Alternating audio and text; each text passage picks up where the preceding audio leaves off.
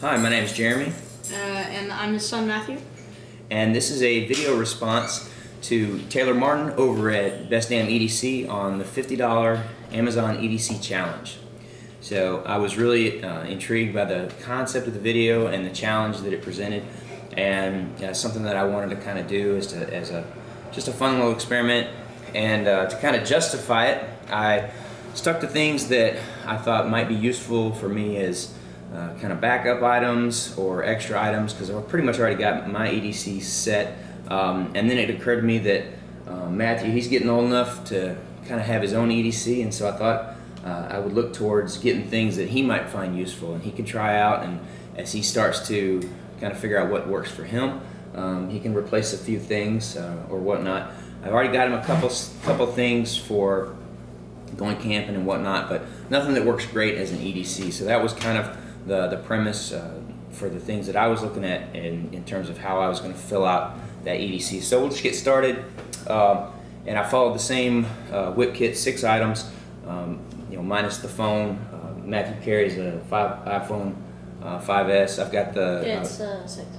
Oh, excuse me, iPhone 6, right? Fancy.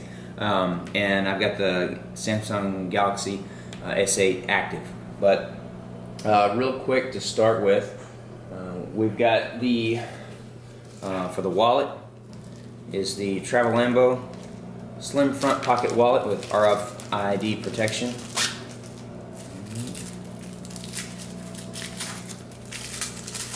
Now Matthew already has a wallet, but it's not something that he carries very regularly, and he typically doesn't have a lot of pockets on most of his clothes, so having a slimmer, smaller option might help him to carry it on a more regular basis and not leave it laying around or forget it, leave it in a bag or something like that. So that's the first item. It's pretty straightforward. Got that for $7.99.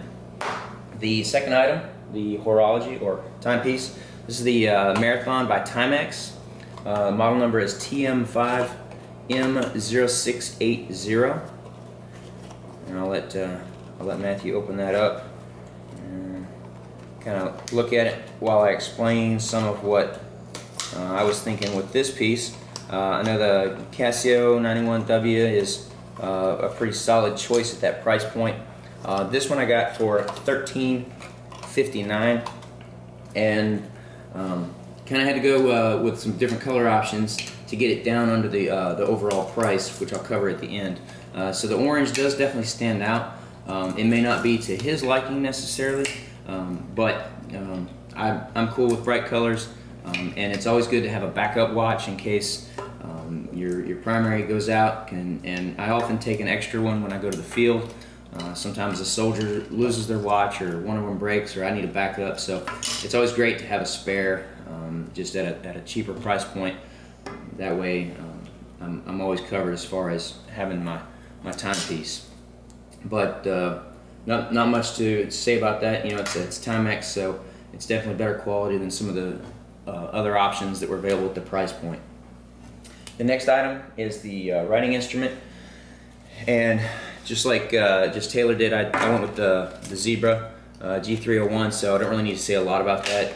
It's pretty tried and true. I use these a lot, so no issues with that, and definitely I'm going to put those to use if Matthew doesn't like those, but I'm sure he'll definitely need those at school. So there you go, bud.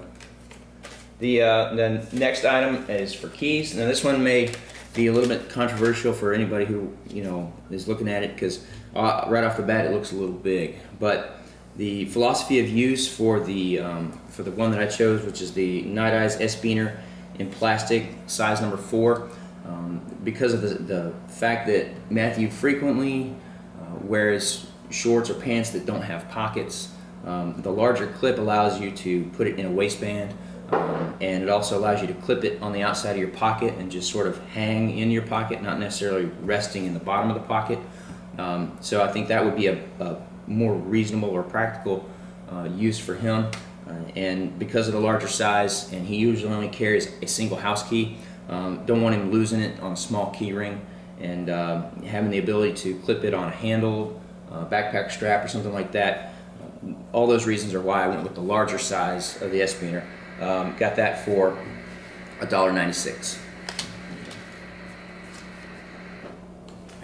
the illumination.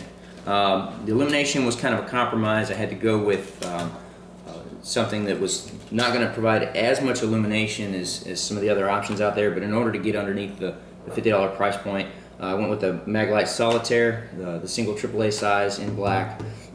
Doesn't put out a ton of light, but just for a small little task light, looking for lost items, or just lighting up something, lighting up the door when you're fumbling for your key and pulling it out at night, anything like that, it's more than good enough.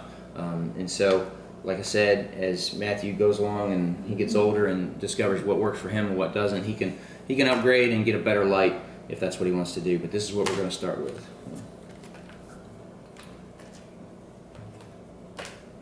All right, finally we get to the knife or tool, and the Kershaw Shuffle is definitely a good option. It's a good choice at the price point, but I did want to differentiate a little bit from what Taylor did in his video, and wanted to go with something a little bit larger in terms of blade size. So I went with the Kershaw Thistle, and I got that for $15.78, and I think it makes a pretty good option as far as an everyday carry. It gives you a much larger blade, which, believe it or not, I feel like the Shuffle, although it's useful in unskilled hands, the small blade I've noticed can get a little tricky, especially if you try to put any kind of pressure on things. And so having the larger braid and a nice firm gripping surface, I think it's going to be better, safer in the long run. It's but it's not huge that it's going to be super bulky, and I think that all around it gives a good option, a good carry option. Doesn't have the bottle opener, but he doesn't really need that, so I don't think he's really losing anything. And again, that's just my personal opinion. Having the larger blade, larger handle, something firm to grip onto is going to be good for him in terms of being able to manipulate the knife as he learns how to use a knife. It's not his first knife, so it'll be his first everyday carry knife. So that's not something that I'm too worried about.